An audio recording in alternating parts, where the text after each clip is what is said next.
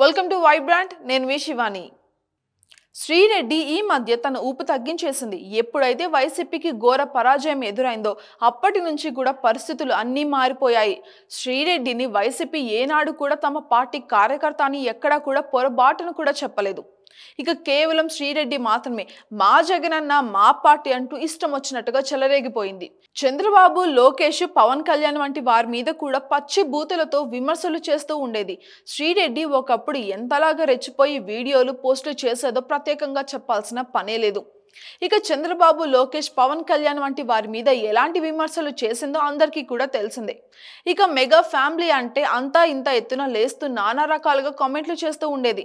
చిరంజీవి, పవన్ కళ్యాణ్ ఇలాగ అందరి మీద కూడా ఇష్టం వచ్చినట్టుగా నోటికి ఏదొస్తే అదే అనేస్తూ వీడియోలు వదులుతూ ఉండేది శ్రీరెడ్డి.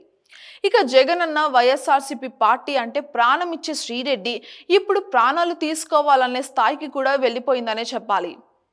వైసీపీ ఎన్నికల్లో ఘోర పరాజయం చెందిన సంగతి మనకు తెలిసిందే. ఇక దీంతో శ్రీరెడ్డి వైసీపీ మధ్య జగన్ మీద విమర్శలు చేసేది. పార్టీ కార్యకర్తల్ని పట్టించుకోండి, వారి బాగోగులు చూసుకోండి అంటూ వేడుకుంటుంది. అయితే శ్రీరెడ్డి పరిస్థితి ఇప్పుడు ఏమీ బాగలేదనిపిస్తోంది. వైసీపీ అధికారంలో ఉన్నప్పుడు జగనన్న అంటూ ఏదో ఒక వీడియో చేయడం, ఎవరో ఒకరిని తిట్టడం వంటివి చేస్తూ బాగానే ట్రెండ్ అయ్యేది. కానీ పరిస్థితి ఇప్పుడు అనుకూలంగా లేదనిపిస్తోంది. ఇక వైసీపీ ఎప్పుడు కూడా శ్రీరెడ్డిని అయితే తమ పార్టీ కార్యకర్త అని ఎక్కడా కూడా అధికారికంగా చెప్పలేదు.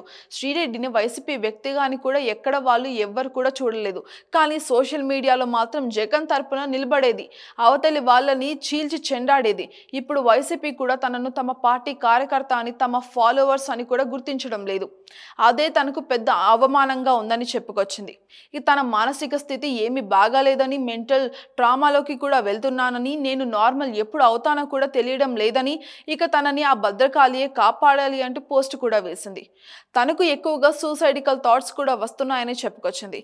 మీడియా, టీడీపీ, జనసేన తనను టార్చర్ పెడుతున్నాయని కూడా చెప్పుకొచ్చింది. అది అస్సలు భరించలేకపోతున్నానని, ఇంకా తను ఎన్ని రోజులు బ్రతికి ఉంటానో కూడా అస్సలు తెలియడం లేదని పోస్ట్ వేసింది.